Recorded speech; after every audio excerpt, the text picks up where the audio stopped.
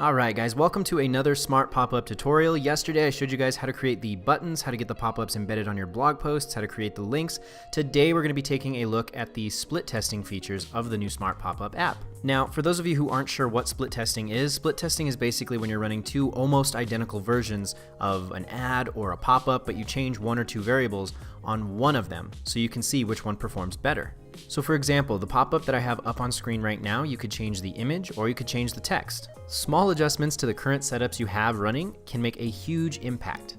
Now eventually you can get into things like the button color itself, the text on the buttons, the really fine, minute details. However, when you're just starting with split testing, the two places I would suggest starting would be the messaging and the creative. So again, that's the image and the message on your pop-up. Now it's also important to remember that you can only be split testing 3 pop-ups at any given time. So if I head on up to the A/B section right here, this is where you're going to see all the info and analytics for your split test. Now you can see I have 2 pop-ups on right now. If I turn on one more, and then I try to activate a 4th, I'm going to be prompted with this notification. You already have 3 pop-ups running, turn one off to continue. And now before you deactivate one pop-up, you can also get a quick preview of the pop-ups that you're currently split testing. But before we worry about turning off any of the pop-ups, let's head on back to the main dashboard here and create our very own split test. Now I'm going to select a pop-up that I want to start with. So I'm going to stick with this want to know the value of your home pop-up, and what I have to do is create a duplicate. So we're going to click on duplicate, and there we go. So now at the very top, we've got the home value pop-up clone. And then down below, we also have the original home value pop-up. Now this is the one we're not going to change. We're going to leave this one exactly how it is because we need a control. Now if I head back onto the home value pop-up clone, we're going to head on down to the right-hand corner of our screen and select the edit button. Now I'm going to start with the image because changing the creative, whether it be on an ad or a pop-up, can have a huge impact to how the user is interacting with the pop-up or the ad itself. Now our other home value pop-up is also being shown site-wide, so I'm going to select that option as well. And you can see already that I still have those other 3 pop-ups running that I didn't turn off, so I do have to deactivate one of my pop-ups. So I'm going to shut down the test pop-up number 1, and I'm going to take a quick preview of it. And you can see this is one that doesn't have an image associated with it, so this is not one I want to be testing. There we go. And once I shut it down, I can click OK.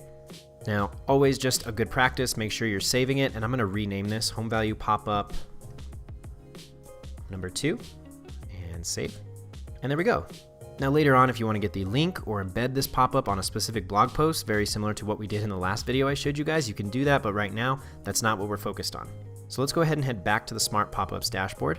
And there you go, you can see the pop-up we just finished creating. Now, if we wanted to, we could also throw a 3rd pop-up into the mix. So at this point, it doesn't matter which one I duplicate, but I'm gonna go back to the original, select duplicate.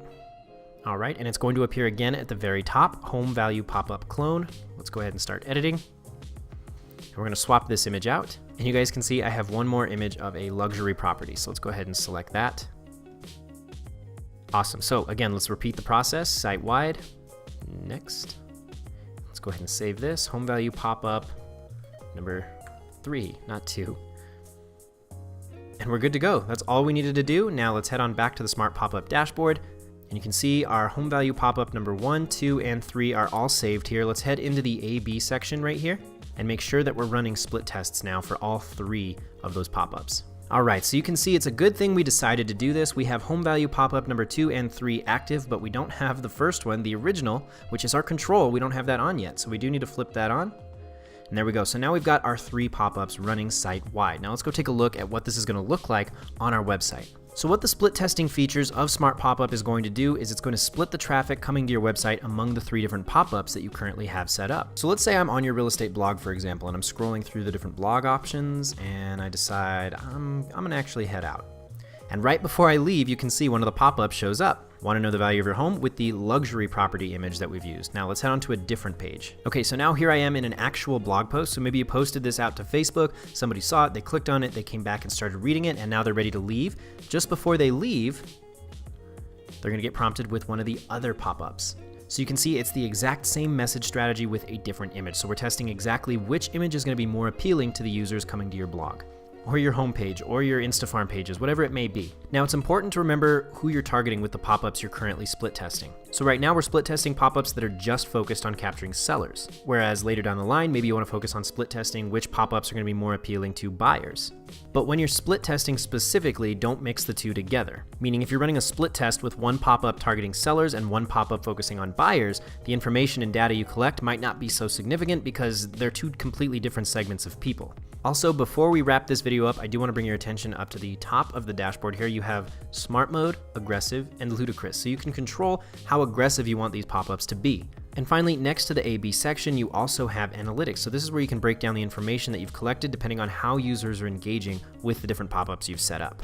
And that's all I got for you guys today. That covers all the different features of split testing your individual pop-ups. If you guys want more information on split testing, I'm gonna have a link down below. If you're watching this on YouTube, if you're on Facebook, it'll be in the comments. Also, we're gonna be holding a live webinar where we can take your questions and walk you through the different features of the Smart Pop-Up live. If you are just finding this video now though, and the live date has passed, then make sure you check out our Crowdcast account. We've got all of the different previously recorded sessions, so you can watch them at any time. So thanks for watching, guys, and until next time, I'll talk to you soon.